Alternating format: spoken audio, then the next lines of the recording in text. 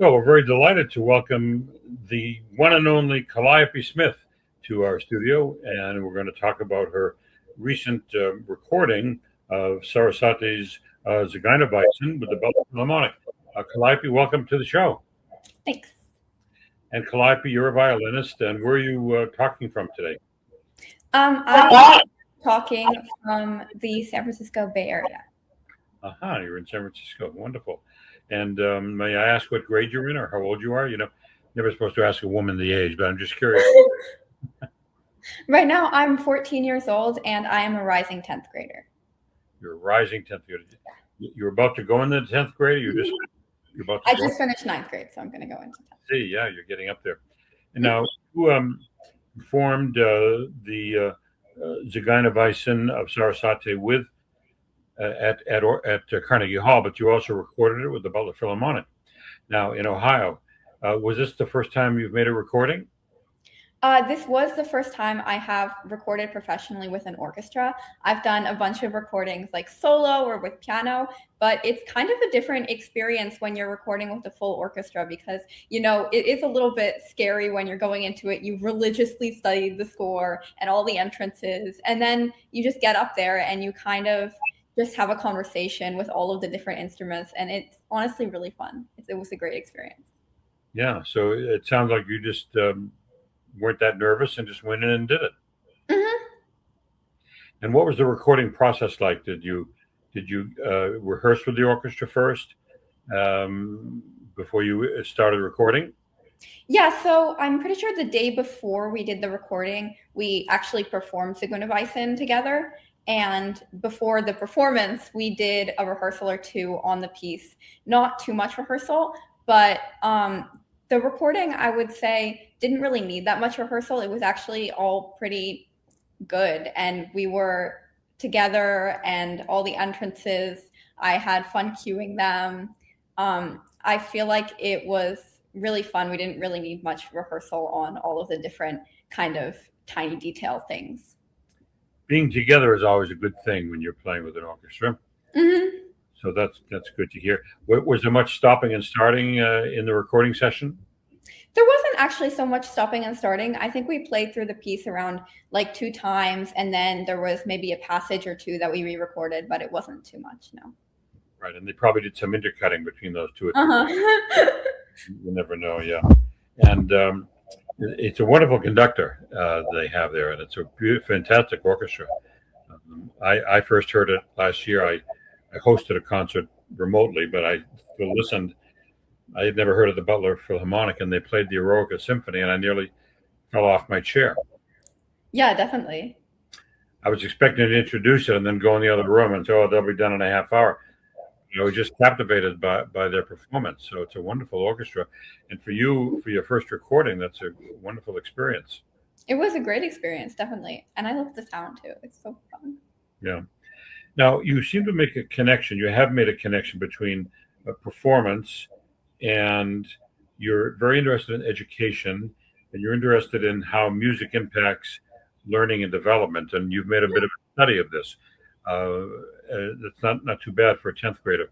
Tell us a little bit about that. So I am currently conducting a study on how music education impacts the kind of social emotional development of 3 to 5 year olds. I finished like the first phase of the study where I got around 30 3 to 5 year olds and I tested them on different aspects of their kind of theory of mind, like, you know, creativity or imagination, and like how they interact with other people, maybe if they can recognize when they have a wrong belief. Because a lot of studies currently that are focused on how music education impacts the mind of young children are more focused on the kind of conventional measures of success, like IQ or test scores or success academically. But then I realized there's kind of a gap when it comes to the more social parts of how music affects the mind. And I'm just really trying to kind of get a larger sample size and then maybe be able to sub-stratify more and get accurate results on that. So are you testing young people in group, say a group that has had a lot of experience with music and a group that hasn't? Are you doing a test of the two groups? Mm-hmm. Currently, I have 4 music education levels that I've included in my test. They're a bit subjective, but I think with a larger sample size, I'm going to be able to substratify more by the kind of types of music education that the children are getting, and maybe which ones are most effective or least effective for social emotional learning. Have you reached any not conclusions, because you're in the middle of the research? Are there any trends developing? Are you discovering anything? Are you surprised by anything? Yeah, so currently there is actually a moderate positive correlation that I found statistically significant between music education levels and the kinds of parts of theory of mind I was testing, especially in terms of imagination and creativity. So are you finding a difference then between kids? These are what grade, what age did you say? 5? 3 to 5. 3 to 5. Mm-hmm. And so some of them are exposed to music and some aren't, and you're finding a difference in their creative development. Yeah, so when the kids are exposed to more music education, or maybe they're listening to a lot of music at home, we have seen that it's correlated with kind of a greater imagination and also greater ability to recognize when other people have different beliefs in them. How are you able to gauge a 3-year-old's imagination? So I did run some tests. I gave them like different types of Play-Doh, and I played some games with them in order to kind of, just observe how they're imagining things, what type of scenarios they imagine, whether they enjoy imagining things that are definitely not real, or if they can at all. So that was an interesting thing to do. Does it matter what type of music they're listening to? Can it be any music, or just the fact that they're listening to music? I actually have not been able to substratify by that yet, because I think 30 is a pretty small sample size. But once I get more volunteers and I'm able to test more people, I hope to be able to find more conclusions about maybe if there's a type of music they're listening to, and maybe a type of music they're learning, whether that's singing or string instruments or piano, if any one of those has a much greater or lesser effect. Now, do you test these young people one-on-one? Mm-hmm, I do, yeah. And how do you get volunteers? I mean, what parent is going to say, sure, have fun with my little 3-year-old? You're in the 10th grade, so you know what you're doing. How do you get the volunteers? So I have kind of done a little bit of like partnership with the SFCM, the San Francisco Conservatory of Music. I had emails sent out to a bunch of the parents in the young childhood program. I've also hung up a lot of posters, emails, as many people as I could find. And then there's actually a surprising number of people who are willing to have their children interviewed, I was really grateful for that. Yeah. And are you doing this under whose supervision are you doing this? The San Francisco Conservatory, or just under my own supervision? Yeah. You just cook this up? Yeah. Now, how did you happen to get this interest? Where did this come from? I think the interest I had in psychology started kind of in my 9th grade psychology, biology, statistics course, which was kind of about testing different hypotheses about the world. And when we were in the psychology unit of that, I just felt incredibly captivated and motivated to study more outside of school about it. And I then realized, because I do love teaching younger kids and interacting with younger kids and teaching music in particular, that there was kind of a gap in the research when it came to social emotional learning. Now, I have a 26-month-old grandson. Mm-hmm. What should we be doing to help further his creative and imaginative abilities with respect to music? Because he listens a lot to his mother likes Taylor Swift a lot, and I like Mozart a lot. So does it make any difference? Yeah, I feel like I am not a professional, but I would say that probably enrolling him in maybe group music classes, because that's shown to have a greater impact on music education, and also just exposing him to as much music as possible and just having him play. Well, Calliope, this is very interesting. I don't know of any 10th graders who are doing this kind of in-depth research.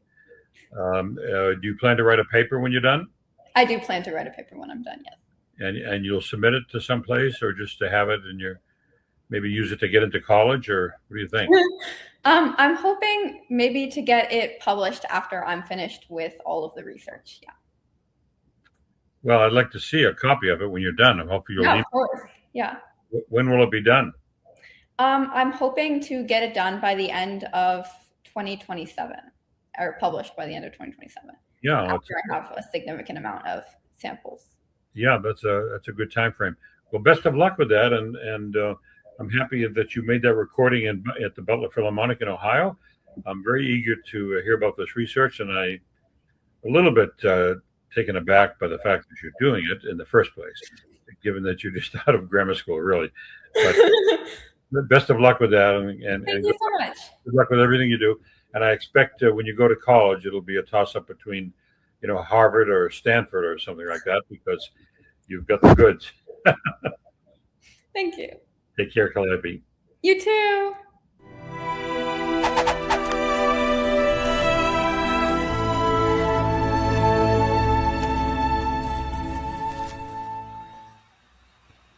Awesome interview, guys. Great wrap up there. Thank you, Calliope. I'm okay. Eager to see the results of I'm that. gonna work on bringing the next person in, but I'll be back. Okay. But you've already made a few discoveries that kids who are exposed. So are you interviewing kids who aren't exposed to music and kids who are? Yes, I'm trying to get like a good balance, like 50-50 of both, so that it's not swayed in one direction. And so is a parent willing to admit, well, yeah, we don't listen to any music in our house. Yes, there are some parents who admit that. I think for the most part, I have to ask, like, how much music do you listen to? Is it like on a daily basis? Is it you're listening to music 24/7? Or like what type of music? I have all these like written down in a journal. So have you found parents that can tell you exactly what type? We listen to just blues, or we listen to Beethoven. Did you get that? Usually it's people saying, oh, we listen to a lot of Beethoven, we listen to a lot of Mozart, we listen to a lot of symphonies. I haven't found many parents who are saying they listen to a lot of pop music, but I think that also might have to do with where I am living, close to Stanford, with parents who are very interested in classical music for their children. So hopefully I'm able to expand the study to some other places as well across America and maybe the world. I wonder if you'll find out if it makes any difference as I ask you what type of music. Some kid listens to country music, some kid listens to Beethoven, but maybe there's no difference. Yeah, I will be actually really interested to find out whether there is a difference or what the difference is between that once I get a larger sample. People talk about the Mozart effect, but I think that's just stupid. Yeah, definitely. Yeah. It's not like Mozart has like some magic ability, but then again, I mean, I do want to see how classical music versus, rock music might affect somebody mentally. Yeah, I think rock music can make a kid crazy, but that's just a personal Yeah. It's too loud and it's too rhythmically boring.